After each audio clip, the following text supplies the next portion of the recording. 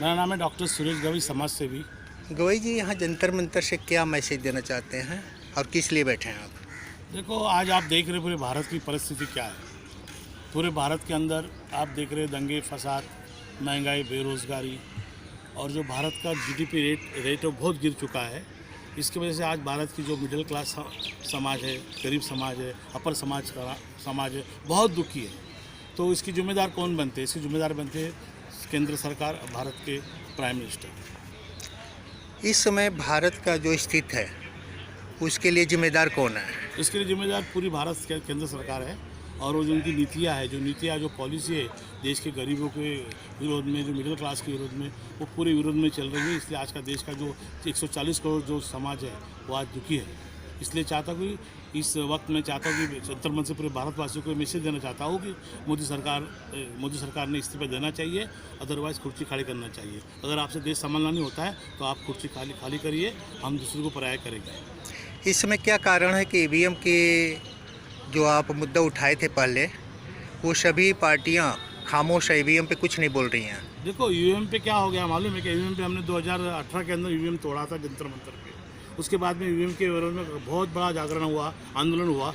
लेकिन ये जो सरकार है सक्षम है, इसके बाद में बल, पैसा और जो डेमोक्रेसी को खरीदने का और डेमोक्रेट्स को यानी जो नौकरशाही को खरीदने का इनके पास में जो अलग अलग प्रकार के हथकंडे हैं, उसकी वजह से ये देश के अंदर जीत के आ रहे हैं और अपनी मनमानी पॉलिसी कर रहे हैं। और इसके लिए देश के अंदर ये परिस्थिति तैयार हो चुकी है।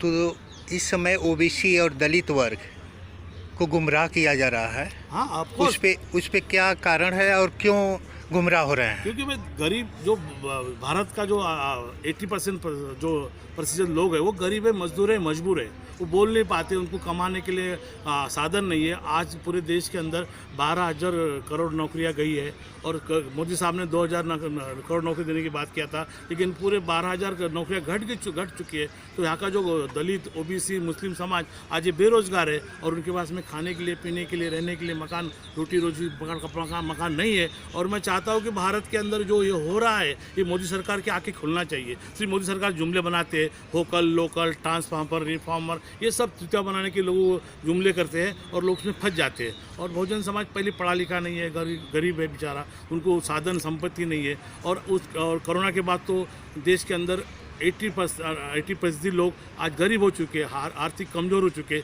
इसका फ़ायदा सरकारें उठा रही है और इसलिए चाहता हूँ कि गरीबों की सरकार आने के लिए मोदी सरकार ने तुरंत इस्तीफा देना चाहिए। मेरी यहाँ से मांग है।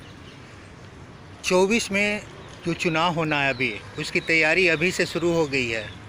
जाति समीकरण की जनगणना के लिए भी पहल हो गई, तो उस पर आप क्या कहेंगे? देखो, पूरे भारत के अंदर अगर जाति गणना की जाएगी तो जाति गणना करने का मतलब क्या है कि ओबीसी 52% लोग हैं और SC ST 20% लोग हैं और मुस्लिम समाज के 20% लोग हैं। अगर पूरे मिला देंगे तो 92% हो जाता है और 92% के ऊपर 95% लोग राज कर रहे हैं। इसका मतलब RSS की नीति और राज कर रही है।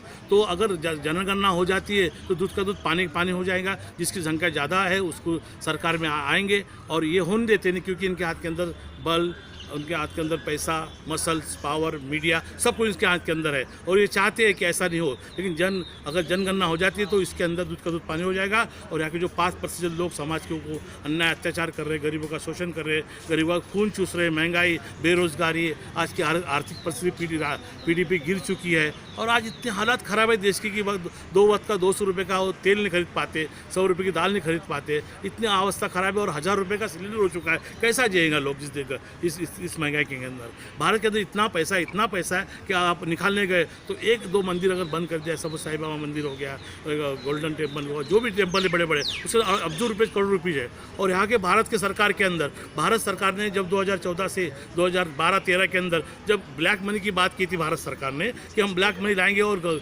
हर लोगों की खाते के अंदर 15 लाख डालेंगे, लेकिन उस टाइम भारत के पैसा विदेश के अंदर 8 लाख करोड़ था।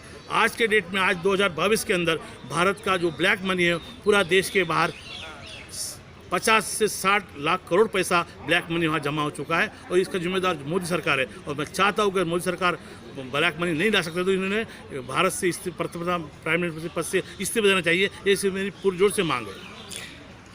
अभी आप सब्सिडी की बात की है कि मोदी सरकार बोले 15 लाख देंगे अकाउंट में, इस समय गैस की 1000 पार कर गई है, 1000 से ऊपर हो गई है, उसमें सब्सिडी एक भी नहीं मिलती है, तो उसके लिए क्या जिम्मेदार किसको मानेंगे आप? अरे भाई, इसका जिम्मेदार पूरा ये नीति है, पॉलिसी है, ये गरीबों को शोषण करने की पॉलिसी है, ये सरकार की पॉलिसी है। सरकार को सोचना चाहिए। राशन से पहले रॉकेल गवाया, अभी राशन गवाया, बाद में एलपीजी का हजार रुपये भाव कर दिया, और 2011-12 में 415 रुपये भाव था, आज 1000 रुपये भाव चलो है। आज का जो रोजी रोटी कमाने वाला आदमी है, जो दिहाड़ी पे काम करता है, उसको दिन का 200, 400, 500 रुपये रोज़ मिलता है। उसके अंदर वो सब घर चलाएगा, बच्चों को शिक्षा देगा, शौच देगा कि अपना एलपीजी खरीदेगा। तो ये सब नीतियाँ सरकार के गरीबों के विरोध में, मिडिल क्लास के विरोध में, नौकरशाही के विरोध में है। इसलिए चाहता हूँ कि मोदी सरकार ने खुद पे खुद, अगर मोदी सरकार में थोड़ी सी भी जवाबदारी बनती है, उत्तरदायी बनती है, तो उन्हें खुद होकर राजीनामा देना चाहिए, ना हमें मांगने की जरूरत नहीं पड़े।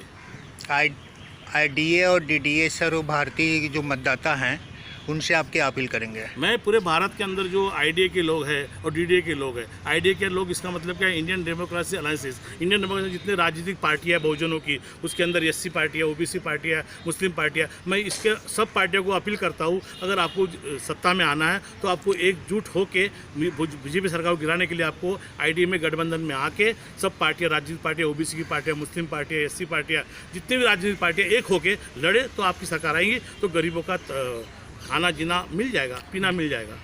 यहाँ से ज्ञापन किसको देने रहे हैं? हम यहाँ की विज्ञापन देंगे, हम राष्ट्रपति को विज्ञापन देंगे और सीजीआई को देंगे, चीफ जस्टिस ऑफ इंडिया को देंगे, कि वो इस पर ख्याल दे कि उनके पास में 2008 साल पहले उनके पास में एक लेटर गया था नोटिफिकेशन की, इंडिया के बाहर 8 लाख करोड़ रुपीज़ है। उस टाइम उस नोटिफिकेशन को सीजीआई ने दबा के रखा है। तो मैं चाहता हूँ कि 8 साल के बाद वो आज 50 करोड़ लाख विदेशों में लोगों का पैसा जमा है, वो मिल जाए, तो हो सकता है देश के अंदर आर्थिक स्थिति अच्छी हो जाएंगी और गरीबों का कल्याण होगा।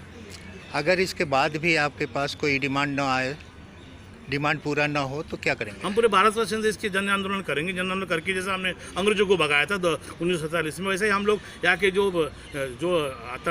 यहाँ की जो सरकारें हैं, इनको हम भगाने की कोशिश करेंगे। भारत भ्रमण करेंगे, भारत के लोगों को जागरूक करेंगे, गरीब समाज को जागरूक करेंगे। तुम्हारा शोषण हो रहा है, तुम्हारा शिक्षा स्वास्थ्य गया है, इसके लिए आप काम करना चाहिए। तो वो मतदाता को बदल देंगे, तो हो सकता है सरकारें बदलेगी। Thank you. मदन भार्गव जी, यहाँ पे जंतर मंतर पे सुरेश गवई जी के साथ क्या डिमांड लेके बैठे हैं आप?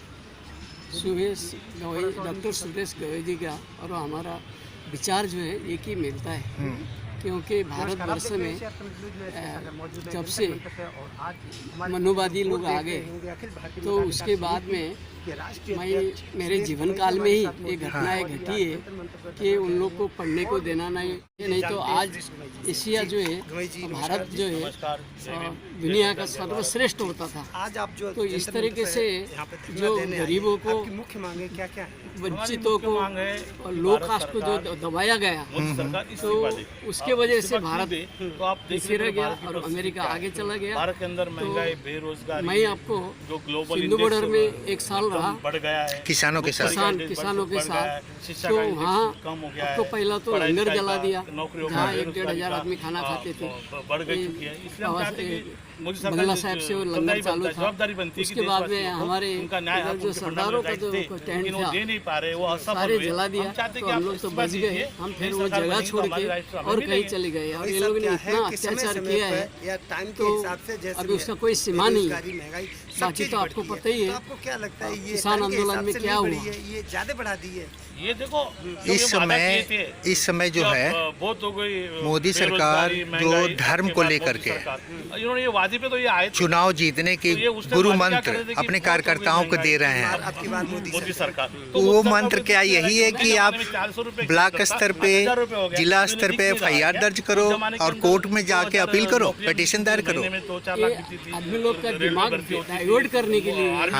तो अभी देखिए, मरे हुए, गाड़े हुए, सड़े हुए, हारे हुए लोगों को जितना जो कर रहा है, तो ये तो बिल्कुल गलत है। इससे देश जो है, जैसा अंग्रेज आ गए थे, तो अमेरिका क्या चाहता है कि यहाँ जातियावाद बढ़े, तो हम उसको कब्जा करें। पहले तो अमेरिका चाहता है कि आपको चाइना और इंडिया को लड़ाने के लिए, अगर वो हो नहीं पाता है, तो फिर आपको अंदर का अंदर ही जातियावाद को प्रोत्साहन देते हुए आजकल मुस्लिम दुनिया में आर्थिक अमेरिका ने वही इस्तीफा किया है दीजिए, नहीं होता है कि आपसे तो। जैसा आपको छोड़ दीजिए, Afghanistan, prime Iran, minister. Iraq, अगर आपसे ये सब ब्लैक जगह मनी जहाँ आना भी होता गया है, अगर ब्लैक वहाँ मनी आ कभी जाता है उस टाइम आपको 8 शांत करोड़ नहीं करोड़ हुआ। लगता, तो आज इसके लिए 50 लाख अमेरिका करोड़ चाहता जो है सेकंड अलग इस बैंकों में तरीके से भारतीयों का पैसा है, मोदी जी वो कर भी रहे आ हैं। जाएगा तो हमारे ये देश तो के गलत